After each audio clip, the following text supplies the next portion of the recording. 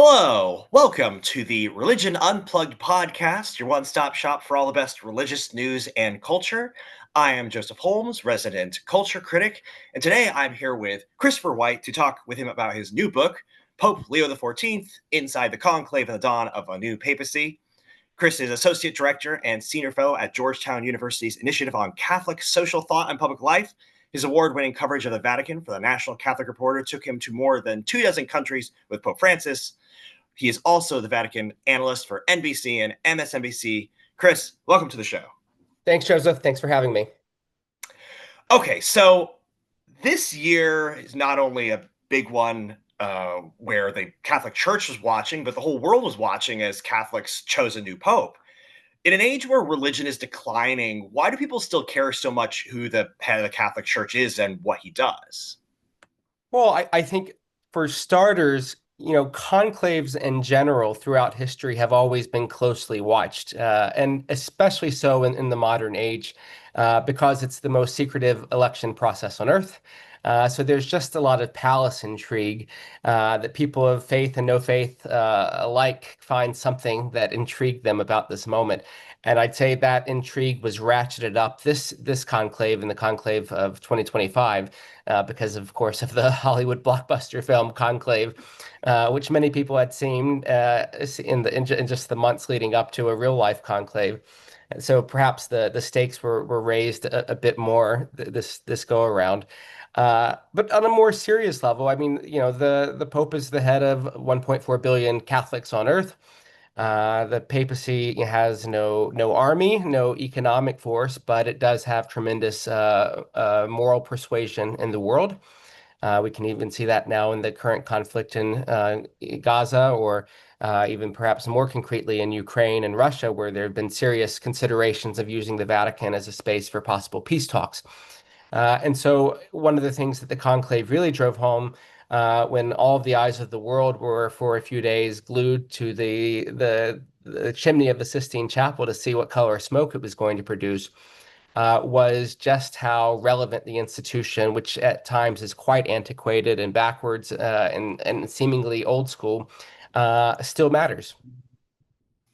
Yeah, no, as somebody who did a lot of coverage on who does a lot of coverage on pop culture and media with religion, I did a lot of coverage of Conclave last year, and it was sort of fun to note just how, like 2 years ago, many people, if you asked them what a conclave was, wouldn't have known Yeah. what it was, but now now all can tell you what a conclave was. What, as somebody who is very close to this and knows a lot about this, can you just say, like, how closely did the movie get to actually accurately portraying the conclave, and what maybe it got wrong, or was it pretty accurate to how it actually is? Well, for starters, it got the fact that conclaves are both a spiritual and a political process. You see real struggles of faith that take place in the film, real honest portrayals of it, I think. And you also see that there is backroom wheeling and dealing. Now, I don't think it's as dramatic as it's portrayed in the film. Having spoken to many of the cardinals who participated in this most recent conclave and have voted in previous conclaves even, they'll be the first to tell you the backroom wheeling and dealing, such as it is more just sort of honest assessments of people's strengths and weaknesses for the job. But they do take place in private, and people are kind of counting votes to see sort of where blocks are forming. But the film got almost all of the protocol right. There was great respect for the pomp and circumstance of the Vatican's rituals and liturgy, and they followed all those rubrics almost to a T. I mean, there were some differences in the shade of red that of the vestments that the cardinals wore and things like that. But all of that was finally covered, almost verbatim. Uh, Now, in terms of the plot line, it is fantastical, but that's okay. I'm a big fan of the film, and I think it stretches imagination, and that's part of the reason we go to the movies. Yeah, well, the shades of red, that's a bridge too far for me and my my requirements for realism. So, all right, moving on to the specifics of the, you know, popes and the in question, because the conclave is the choosing of the new pope of the Catholic Church.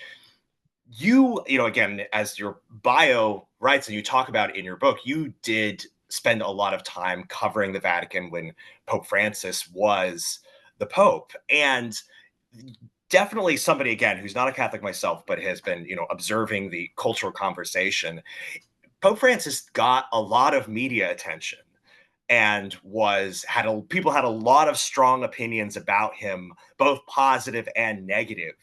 Can you tell me, just as somebody who was involved in the journalism side of covering Pope Francis, but also observing these dynamics, what made him special as a pope that warranted this kind of attention from people, and why he was so polarizing, both good and bad people's impressions of him? Pope Francis was a transformational leader in the Catholic Church, and I would say that part of the transformation was personal for him. I mean, he was someone who, when he was elected in 2013, had not had a reputation as someone that was open to the press. He was much happier to do his work quietly in Buenos Aires, where he was from in Argentina. But I think, he talked about this over the years. When he was elected, he underwent this profound transformation, realizing that he was sort of carrying the weight of the office on his shoulders.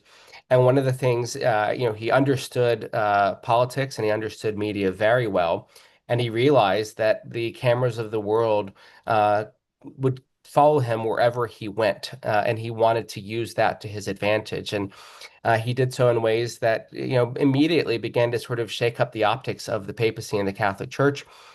He walked out on the balcony of St. Peter's Basilica the night he was elected in March 2013 without the traditional papal vestments.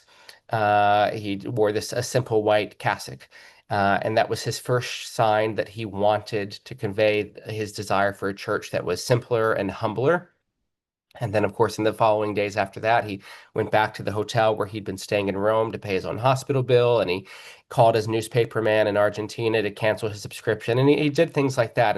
And all of this was, and critically, he announced that he was not going to be living in the Vatican's papal apartments, and said he was going to live in the Vatican guest house where about 70 or so priests that work in the Vatican live. All of this was a part of, he was trying to dismantle the papal court, this idea that the papacy is this monarchy, and it is the last remaining monarchy in Europe. But he wanted the papacy to be seen more as an institution at service of the people of the church, rather than this elevated position of power. And that certainly set off alarm bells for more traditionalists who really thought the papacy should be viewed as something more of a court. And Francis tried his best over a dozen years to sort of dismantle the actual structures, and particularly that way of thinking, to mixed degrees of success. But I think that was sort of the first cause of consternation for many. And then I think you have to acknowledge that Francis shifted the priorities within the life of the Catholic Church. I mean, for 50 years before Francis, you had almost 50 years, you had two popes, John Paul II and Benedict XVI, who Francis, certainly was on board with them doctrinally in terms of where they stood on certain major theological questions. But he shifted the focus in terms of the priorities. If Benedict and John Paul talked mostly about issues regarding marriage and family and sexual ethics, Francis talked more about climate change, migration, the poor, the environment.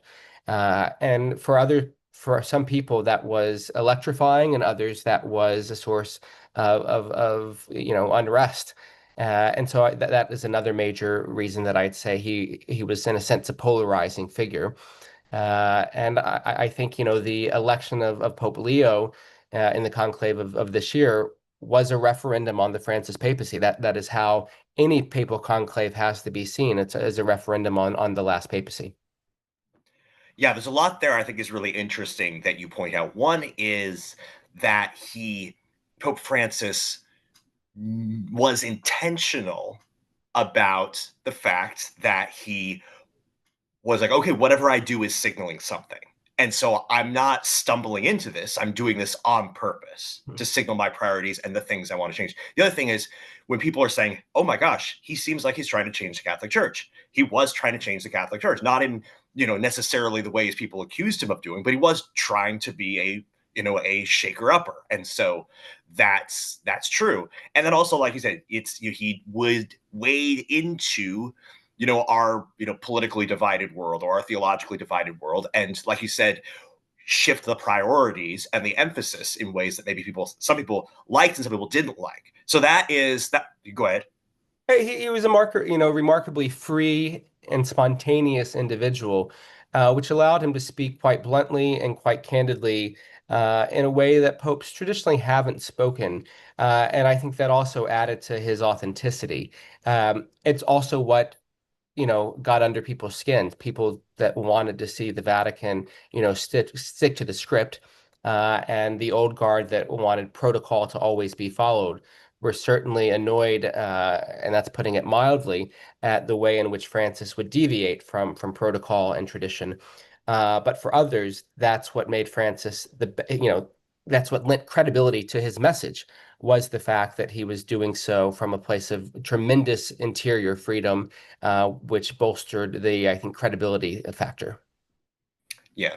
So now, before we move on specifically to Pope Leo, because your book starts out with looking back on Pope Francis and then the conclave, and then does shift to the new pope. I want to ask about, because you focus a lot on this issue in the book of, I am going to mispronounce this, but synodality. Synodality, yes, synodality. Synodality. Okay. So can you explain, because that's something that hasn't gotten a Hollywood movie made about it yet. So I And think it, people and, still and it don't know. shouldn't. It's a terrible name. So can you explain what synodality is and Yes. why that was a central part of the controversy, according to your book, of Pope Francis's papacy? Yeah, so synodality, which is a very clunky and cumbersome word that doesn't translate well for people outside of, inside Catholic baseball circles, it literally just means walking together. But it's a very ancient practice of the church, and not just limited to the Catholic Church. Other churches, have synods.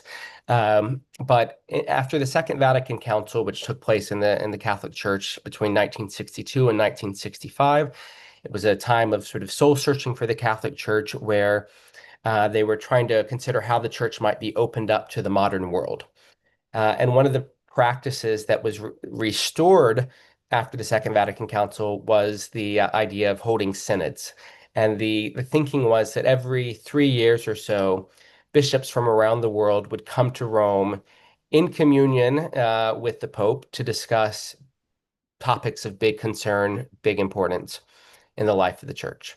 Um, John Paul II and Benedict held these synods, and they were always thematic, focusing on things like scripture or evangelization.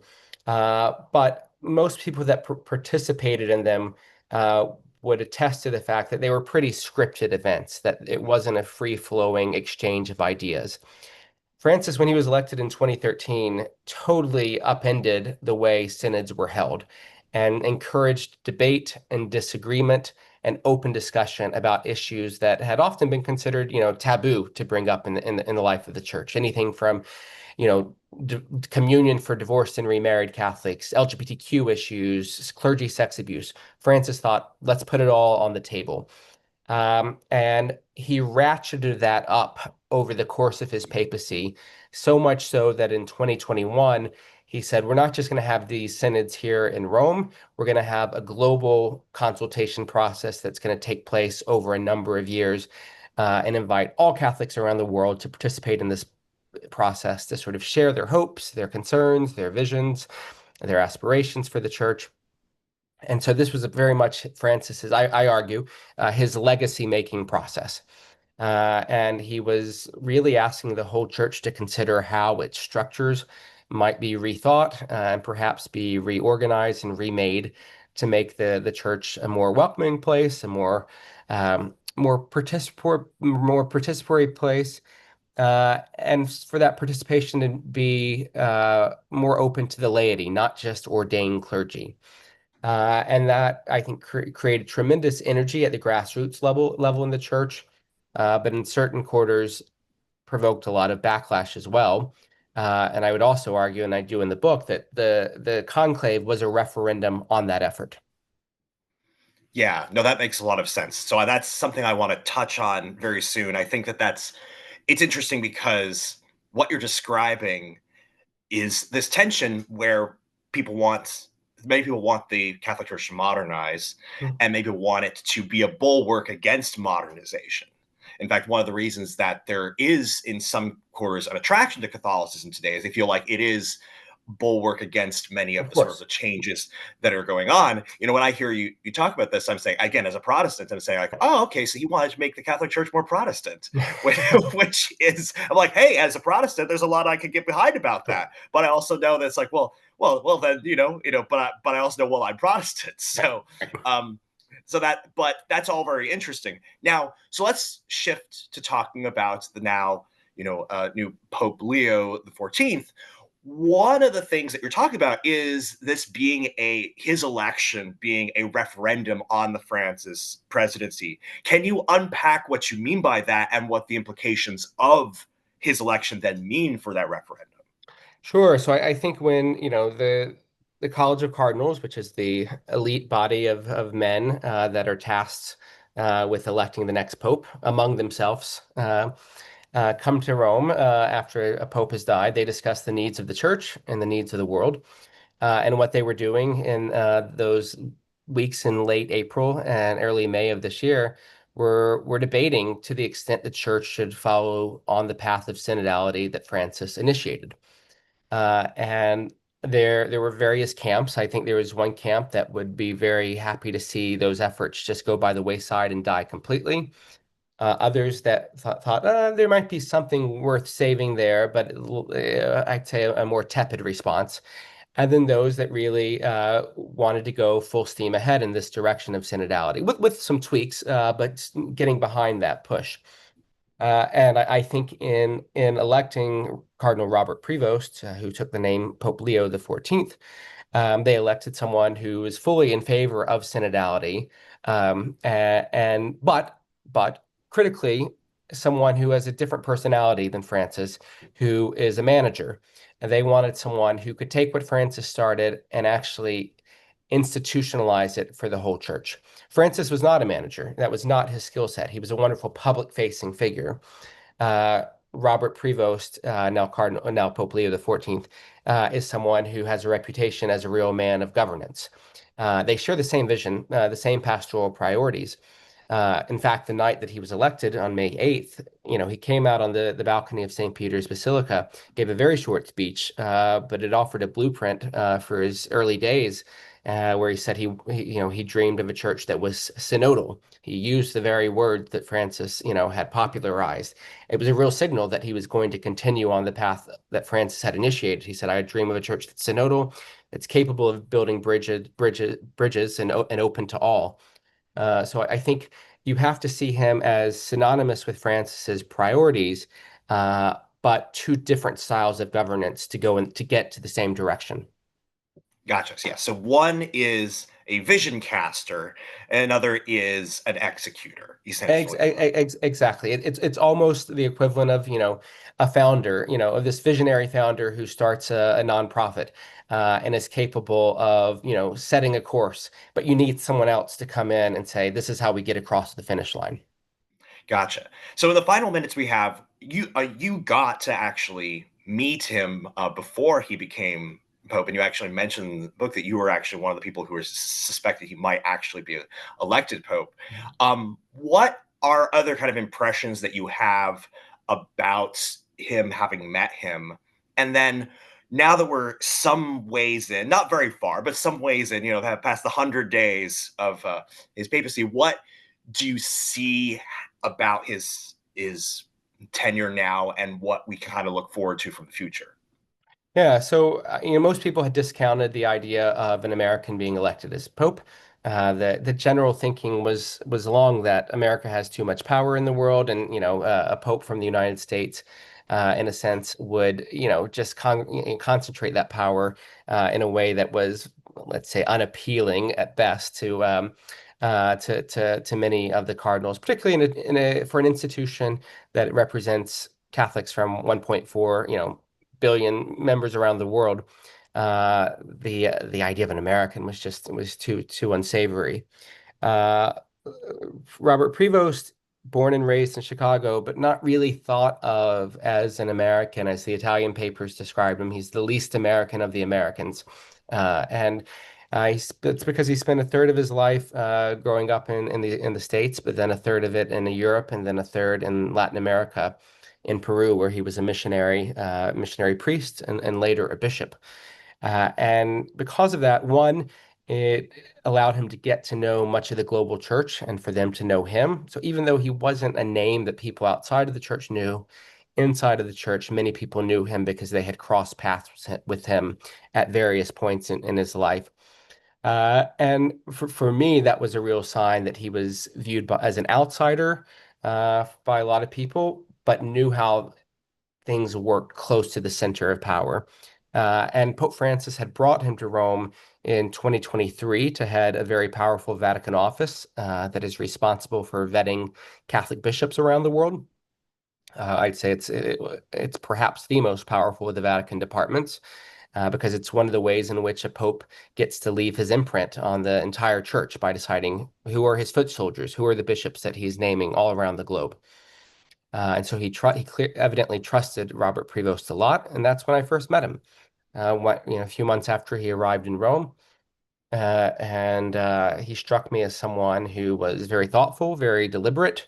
I remember the first time I went in to meet with him.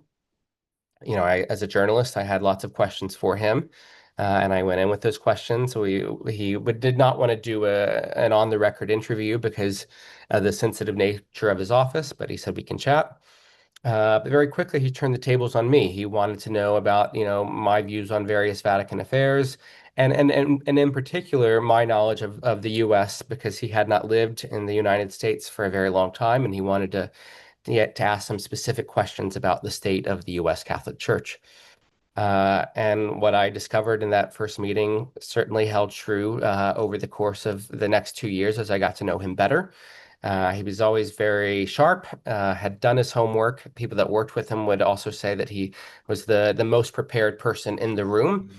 And I think that's how he's governing as Pope. I mean, presidents are judged on their first 100 days because they're eager to show that they're capable of getting things done, and they want to use that short time to make a statement. Popes have the benefit of time, especially someone like Robert Prevost, who is 69, almost 70. That's quite young in church years. And He now U.S. presidents. well, U.S. presidents, but he can, he doesn't have to run for re-election, so he can take his time. So I think he's using these early months to hold a lot of meetings, to ask questions, to figure out who he wants to be a part of his inner circle, his team. He hasn't made any critical personnel changes yet. He hasn't said anything particularly controversial. He's effectively held the line, and I think he'll continue to do that. He'll be much more cautious in the way he uses language, in a way that, Francis spoke very freely and would apologize later if he needed to. Robert Prevost will stick to the script more often. And I think we will see him govern at a very steady, determined pace rather than feeling as if he's running out of time. Very cool. So obviously you are doing a lot of work on, in this space. So if people want to follow you and your work in, both in your journalism, your, writing, and your work in the Catholic Church and institutions, where can they find you and what you're doing? Sure. Well, I'd say we'll start with reading the book, hopefully the 14th, Inside the Conclave and the Dawn of New Papacy. It's in bookstores everywhere and on Amazon and all the places you shop online. I would say, but most importantly, follow the work of Georgetown's initiative on Catholic social thought and public life. We do a lot of forward-facing work, and I will be doing much writing and speaking there. So follow us on all your social media platforms, and that's the best way to stay on top of everything. And then I'm also on, reluctantly still, on the platform known as X. And my handle is CW White GU. Fantastic. Well, thank you so much, Chris, for joining us, and thank everyone here for listening. And remember, as usual, this is the Religion Unplugged podcast, your one stop shop for all the best religious news and culture.